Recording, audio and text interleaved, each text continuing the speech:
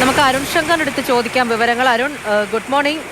പല ദൃശ്യങ്ങളുമൊക്കെ ഇങ്ങനെ കാണുന്നുണ്ട്, പലയിടങ്ങളിലും പ്രശ്നമുണ്ട്. കോതമംഗലത്തെ കാര്യമാണ്, അവിടെ ഒരു കാർ ഫയർഫോഴ്സ് എത്തിയിട്ട് മാറ്റുന്നതുമൊക്കെ അങ്ങനെ കുടുങ്ങി പോകുന്നുണ്ടായിരുന്നു. ജില്ലയിലെ ഒരു അവസ്ഥ എങ്ങനെയാണ്? ഇതേപോലെ വേറെ എവിടെയെങ്കിലും പ്രശ്നമുണ്ടോ? ഇപ്പോൾ മഴ പെയ്യുന്നുണ്ടോ? Good morning. ഇപ്പോൾ എന്തായാലും മഴ പെയ്യുന്നില്ല. അത് മാത്രമല്ല, നമുക്ക് ഈ മഴ എന്ന് പറയുന്നത് ദുരിത ചിത്രങ്ങൾ മാത്രമല്ല, മനോഹര ചിത്രങ്ങളും ചിലപ്പോൾ സമ്മാനിക്കും. അത്തരമൊരു ചിത്രത്തിലേക്കാണ് ഞാൻ നിങ്ങളെ കൊണ്ടുപോകുന്നത്.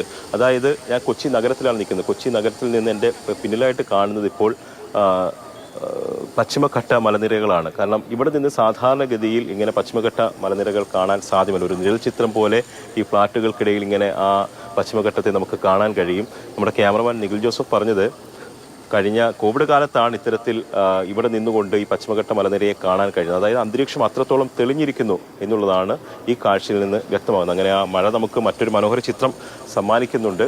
പക്ഷേ ഇപ്പോൾ മഴ മാറി നിൽക്കുകയാണ്. ഇന്നലെ രാത്രിയിലൊക്കെ കിഴക്കൻ മേഖലയിൽ ശക്തമായ മഴയുണ്ടായിരുന്നു. അതിനിടയിലാണ് കോതമംഗലത്ത് കുടമുണ്ട പാലത്തിൽ ഒരു വാഹനം കുടുങ്ങിപ്പോയത്, ഒരു കാർ ഇന്നലെ കുടുങ്ങിപ്പോയത്. അവിടെ മുള്ളരിങ്ങാട് വനമേഖലയിൽ പെയ്ത ശക്തമായ മഴയെ തുടർന്നാണ് ഈ പാലത്തിൽ വലിയ മലവെള്ളപ്പാച്ചിലുണ്ടാവുകയും അതിനെ തുടർന്ന് കാർ കുടുങ്ങിപ്പോവുകയും ചെയ്തത്.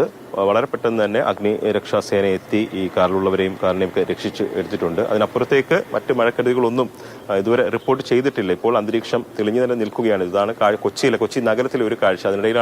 അതിനിടയിലാണ് യാദൃശ്ചികമായിട്ട് ഇത്തരമൊരു മനോഹര ദൃശ്യവും നമുക്ക് പകർത്താൻ കഴിഞ്ഞത്. അങ്ങനെ എന്തായാലും മഴയെന്ന് പറയുന്നത് ദുരിതങ്ങൾ മാത്രമല്ല, നല്ല മനോഹര ചിത്രങ്ങൾ നമുക്ക് സമ്മാനിക്കും എന്നുള്ളതാണ് ഈ പ്രഭാത കാഴ്ച വ്യക്തമാക്കുന്നത്.